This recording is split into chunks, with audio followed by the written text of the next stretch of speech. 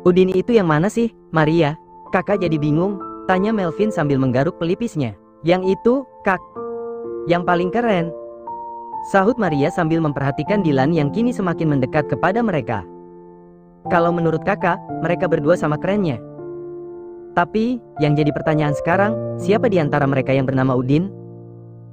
Pekik Melvin. Ish, kakak. Bukankah sudah Maria bilang kalau yang sedang berjalan bersama Om Udin itu, Meg? Asistennya Tuan Dylan. Melvin refleks menoleh kepada Maria kemudian meraba kening gadis itu.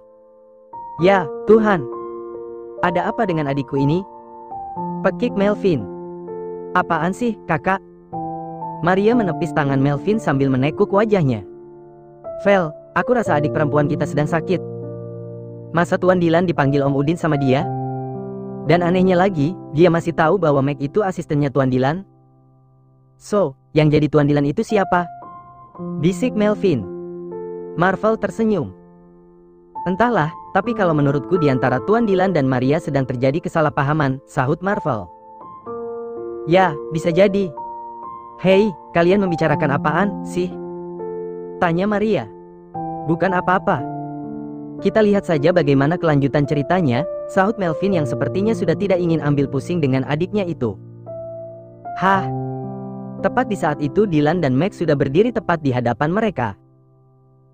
Marvel dan Marissa masih terpelongo memperhatikan penampilan Udin yang benar-benar jauh dari perkiraan mereka. Sebagai kakak tertua, Marvel menyambut kedatangan Dylan. Ia mengulurkan tangannya kepada lelaki itu. Selamat datang di kediaman kami, Tuan Dylan. Mari, silakan duduk, ajak Marvel. Terima kasih, ucap Dylan sambil tersenyum sembari menyambut uluran tangan Marvel. Maria kebingungan saat kakaknya Marvel memanggil Om Udin kesayangannya dengan nama Dylan. Ia bangkit dari tempat duduknya kemudian menatap semua orang di ruangan itu secara bergantian.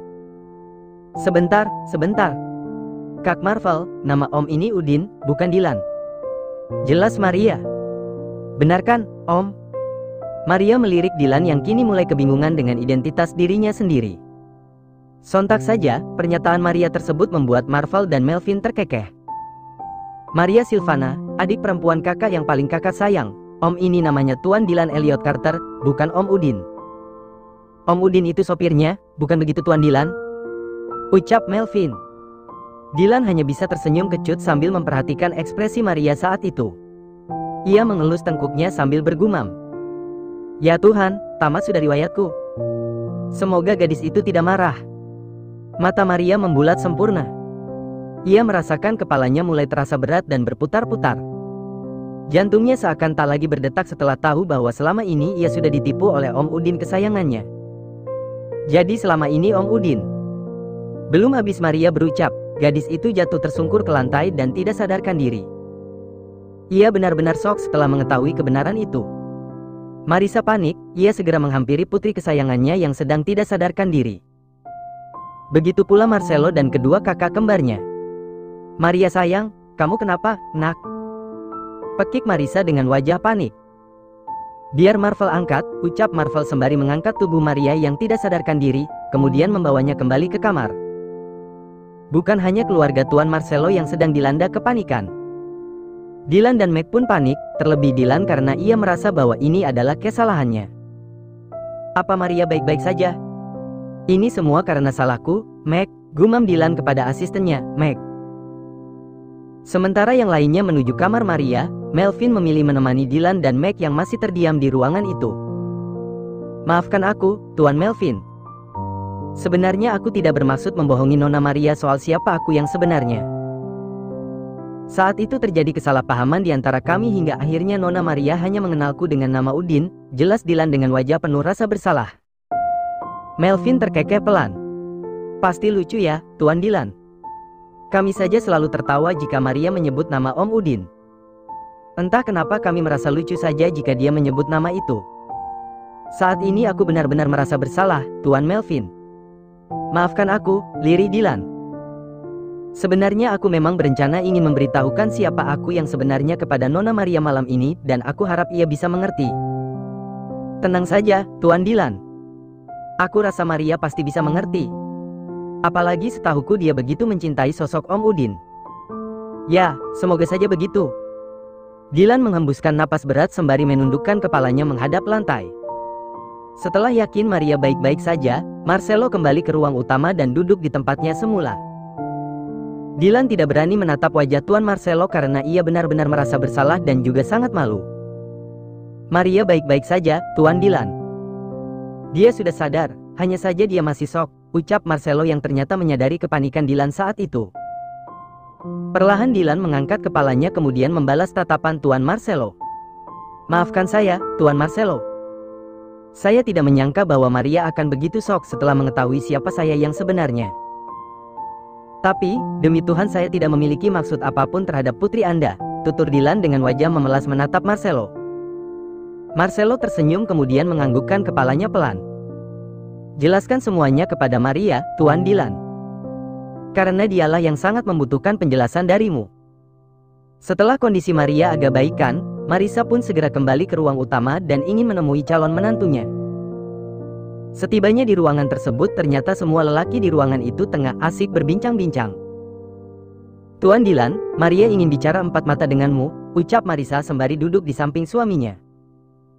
Ya, sebaiknya kalian selesaikan masalah kalian terlebih dahulu. Baru setelah itu kita putuskan bagaimana selanjutnya, lanjut Tuan Marcelo. Dilan pun menganggukkan kepalanya walaupun sebenarnya saat itu ia benar-benar pesimis bahwa Maria akan memaafkannya. Mari, biar aku antar ke kamarnya, ajak Marisa sembari bangkit dari posisi duduknya. Terima kasih, Nyonya Marisa. Marisa melangkah terlebih dahulu sementara Dilan mengikutinya dari belakang. Setibanya di ruangan itu, Marisa pun segera membukakan pintu kamar Maria dan mempersilakan Dilan untuk masuk ke dalam.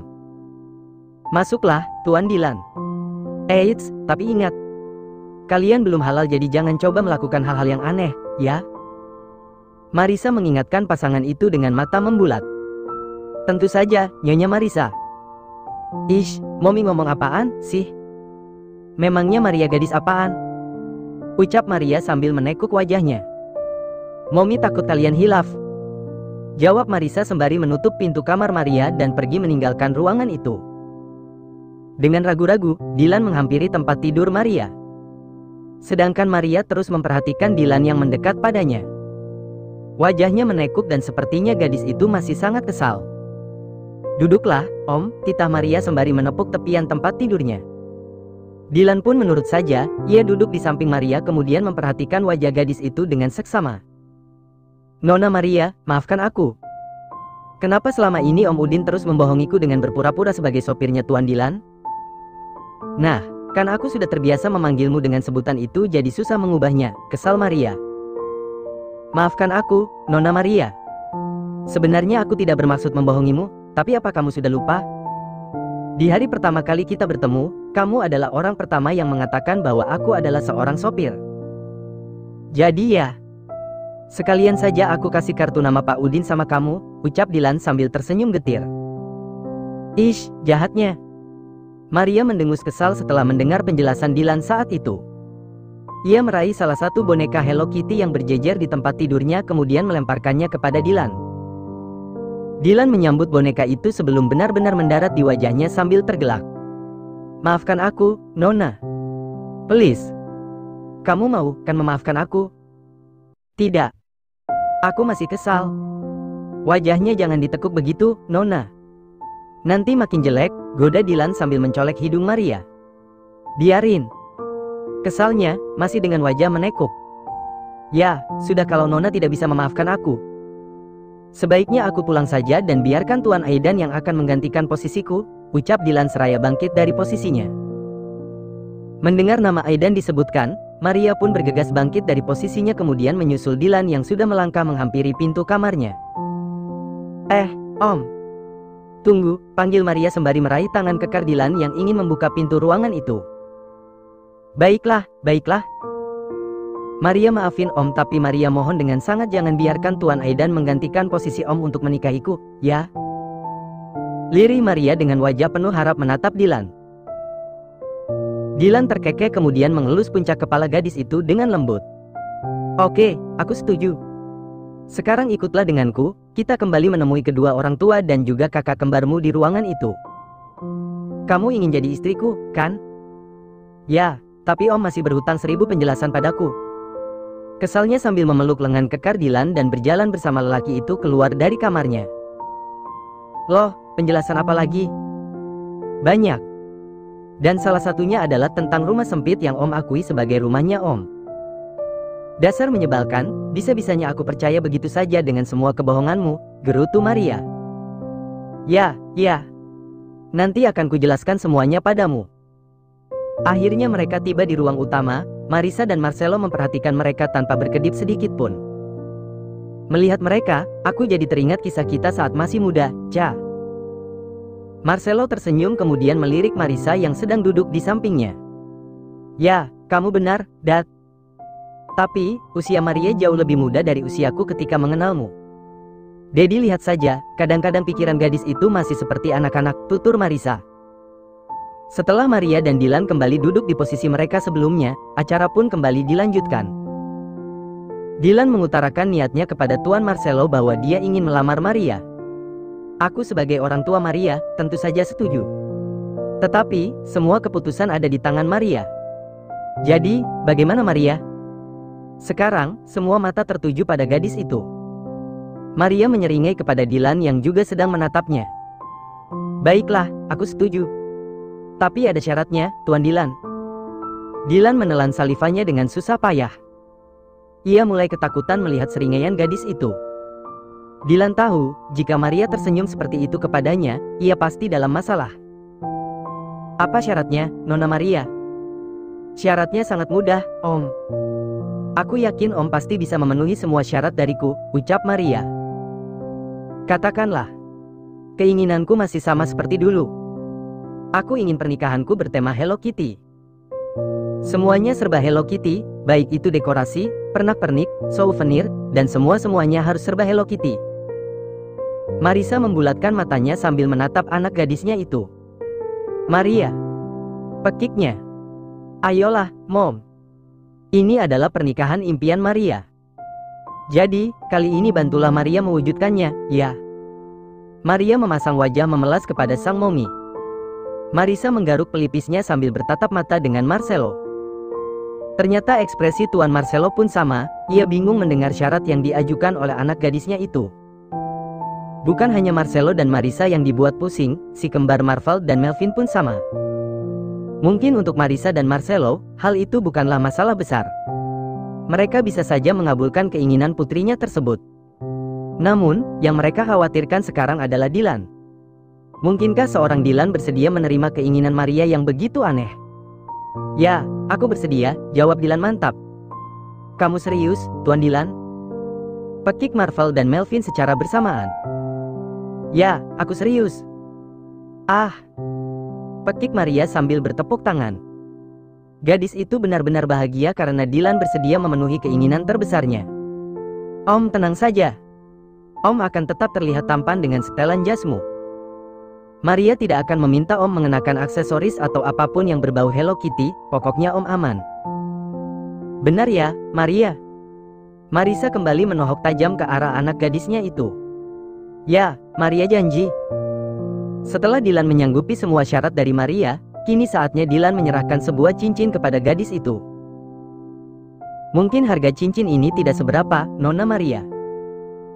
Namun, aku berharap semoga kamu menyukainya, ucap Dylan sembari memperlihatkan sebuah cincin emas 24 karat dengan berat 10 gram dan bertahtakan berlian di atasnya. Wah, indah sekali, Om.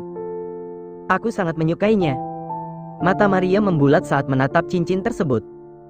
Walaupun cincin itu tidak semahal harga perhiasan yang pernah ditawarkan oleh Aidan kepadanya. Namun, bagi Maria cincin itu jauh lebih istimewa dibandingkan satu set perhiasan milik Aidan. Benarkah? Nona menyukainya? Ya. Sahut Maria mantap. Dylan meraih tangan Maria kemudian memasangkan cincin tersebut ke jari manis gadis itu. Ternyata ukuran cincin itu sangat pas di jari manis Maria, tidak kebesaran dan juga tidak kekecilan. Yeay. Seru semua orang yang ada di ruangan itu setelah Dylan berhasil memasangkan cincin tanda keseriusannya kepada Maria. Kini giliran Maria memasangkan sebuah cincin yang bentuknya hampir sama dengan miliknya. Hanya saja ukuran cincin itu jauh lebih besar, seukuran jari manis Dylan. Perlahan, Maria memasangkan cincin itu ke jari manis Dylan dan setelah selesai, keluarga kecil Tuan Marcelo kembali bersorak sambil bertepuk tangan. Ah, akhirnya. Marisa membuang napas lega sambil tersenyum puas setelah melihat pertunangan sederhana ala Dylan dan Maria akhirnya berjalan dengan lancar. Ingat, Maria, Dylan. Status kalian baru bertunangan, jadi jangan pernah melakukan sesuatu di luar batas. Kalian mengerti, kan apa yang Daddy maksud? Marcelo mencoba mengingatkan anak gadis dan juga calon menantunya. Siap, Daddy. Kami mengerti, benar kan, Om? Om Dylan apa Om Udin ya? Udin. Seru Marisa, Melvin dan Marvel. Hanya Marcelo yang tidak ikut-ikutan. Lelaki tua itu hanya tersenyum sambil memperhatikan wajah Dylan yang tersipu malu. Terserah kamu saja, Nona. Masalahnya Maria sudah terbiasa menyebut Om dengan sebutan Om Udin, gimana dong? Ya, aku pun sudah terbiasa dipanggil Udin oleh Nona, sahut Dylan sambil tersenyum kecut. Setelah beberapa jam kemudian, acara sederhana ala keluarga mereka pun berakhir. Kini saatnya Dylan pamit kepada seluruh keluarga Tuan Marcelo. Kamu berdoa saja agar Maria melupakan keinginan anehnya itu, Dylan, ucap Marcelo sembari merengkuh pundak Dylan dan menepuknya pelan. Tidak masalah, Tuan Marcelo. Saya bersedia memenuhi semua permintaan putri Anda, sahut Dylan sambil tersenyum hangat menatap lelaki parubaya yang sedang menatapnya dengan tatapan serius. Jadi, kamu benar-benar serius soal itu? Maaf, apa kamu tidak malu dengan para tamu undangan jika pernikahanmu bertema helo-heloan seperti itu? Tanya Marcelo sambil menautkan kedua alisnya. Dylan terkekeh pelan. Sepertinya saya sudah terbiasa dengan hal itu, Tuan Marcelo. Putri Anda selalu mengajari saya untuk terbiasa dengan dunianya, sahut Dylan sambil menggaruk pelipisnya. Astaga. Jangan bilang anak gadisku sering mengerjaimu dengan kucing-kucing kesayangan itu. Dylan mengelus tengkuknya sambil tersenyum kecut. Seperti itulah, Tuan Marcelo. Ya, Tuhan.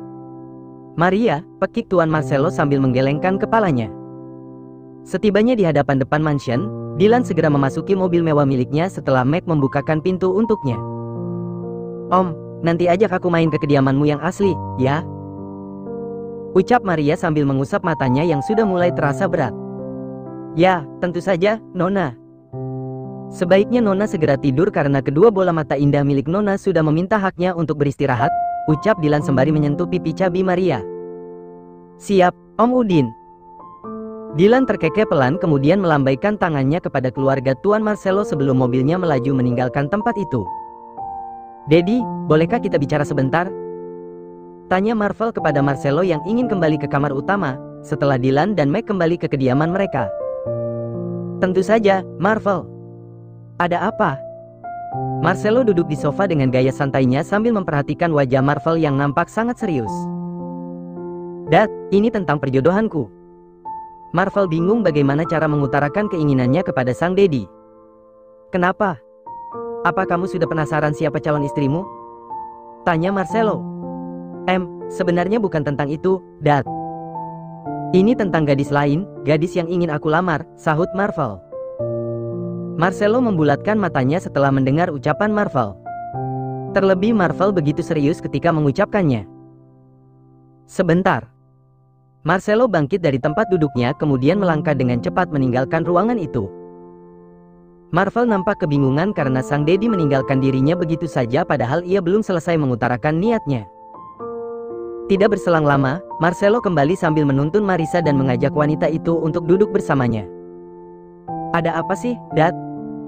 Tanya Marisa kebingungan. Ada kejutan kecil dari putra kita, Cha. Benar, kan Marvel? Jawab Marcelo. Benarkah? Kejutan apa itu, Marvel? Wajah Marisa nampak semeringah. Ia menatap Marvel seraya melemparkan senyuman hangatnya. Marvel terdiam sejenak dan mencoba memantapkan hati untuk mengutarakan keinginannya kepada Daddy dan Mominya. Mom, Dad, aku ingin melamar seorang gadis dan aku butuh dukungan sekaligus restu dari kalian berdua, ucap Marvel. Ini serius, Vel? Pekik Marisa dengan mata membulat. Siapa gadis itu? Apakah kami mengenalnya? Marvel menganggukkan kepalanya perlahan. Ya, kalian mengenalnya. Bahkan sangat mengenalnya. Benarkah, siapa dia? Tanya Marissa yang begitu penasaran dengan sosok gadis yang sudah membuat hati Marvel luluh. Aku akan menjemputnya, bisakah kalian menunggu di sini sebentar saja? Pinta Marvel. Hah? Marissa menautkan kedua alisnya sambil bertatap mata bersama Tuan Marcelo yang sepertinya juga kebingungan. Hanya sebentar saja. Memangnya di mana rumah gadis itu hingga ia meminta kita menunggu di sini? Gumam Marissa. Entahlah, tapi semoga saja gadis itu adalah gadis yang baik. Marvel pergi dari ruangan itu kemudian menuju dapur. Ia tahu bahwa saat itu Shakila masih berada di sana sambil membantu para pelayan. Benar saja, gadis itu tengah asik berbincang dengan para pelayan sambil merapikan peralatan makan. Perlahan Marvel menghampiri Shakila kemudian meraih tangan gadis itu. Ikutlah denganku, Shakila. Ada yang ingin aku bicarakan denganmu, ucap Marvel. Ah, iya sebentar, Tuan. Shakila mengelap tangannya sebelum Marvel membawanya. Walaupun ia tidak tahu kemana Marvel akan membawanya, tetapi ia pun menurut saja dan mengikuti kemana lelaki itu melangkahkan kakinya. Nona Shakila itu cocok ya sama Tuan Marvel, ucap salah satu pelayan kepada pelayan lainnya. Iya. Menurutku juga begitu. Kalau sama Tuan Melvin kurang cocok karena Tuan Melvin itu terlihat lebih agresif, sahut yang lainnya. Hah, kamu bisa saja. Dan para pelayan itu pun tertawa bersama di ruangan itu sambil mengerjakan tugas-tugas mereka. Kita mau kemana, Tuan Muda? Menemui Mommy dan Daddy, sahut Marvel tanpa melepaskan tangan Shakila dari genggamannya. Tapi untuk apa, Tuan? Tanya Shakila lagi. Marvel tidak menjawab pertanyaan Shakila dan terus melangkahkan kakinya hingga mereka pun tiba di ruangan tersebut. Marissa dan Marcelo kembali membulatkan sepasang mata mereka saat menyaksikan Marvel kembali ke ruangan itu bersama Shakila. Shakila. Pekik Marissa. Marissa mencengkeram lengan Marcelo kemudian menggoyang-goyangkannya. Jangan-jangan firasatku benar, Dad. Anak sulung kita menyukai Shakila. Ucapnya dengan setengah berbisik. Marissa sering sekali memergoki Marvel memperhatikan Shakila dari kejauhan dan dari tatapan mata Marvel ke Shakila, Marissa tahu bahwa ada perasaan lain yang dirasakan oleh anak pertamanya itu. Kita dengarkan saja penjelasannya, sahut Marcelo. Duduklah, Shakila.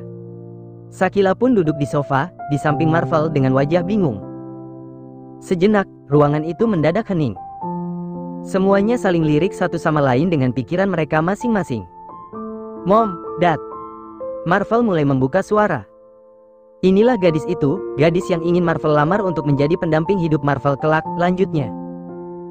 Mata Shakila membesar dan mulutnya pun ikut ternganga setelah mendengar pernyataan Marvel yang begitu mengejutkan. Tetapi, Tuan.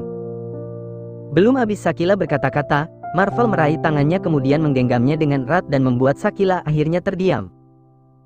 Benarkan apa kataku, Dad? Pekik Marissa sembari memeluk tubuh Marcelo yang masih nampak kebingungan. Jadi, gadis itu adalah Shakila? Tanya Marcelo mencoba memastikan bahwa Marvel tidak sedang bercanda padanya. Ya, Dad. Gadis itu adalah Shakila. Jawab Marvel mantap. Tenggorokan Shakila seakan tercekat. Ia tidak bisa berkata apa-apa lagi. Bahkan untuk menelan salivanya pun terasa seret. Bagaimana denganmu, Shakila? Apa kamu bersedia jika Marvel melamarmu? Tanya Marcelo dengan tatapan serius menatap wajah Shakila yang memucat. Aku.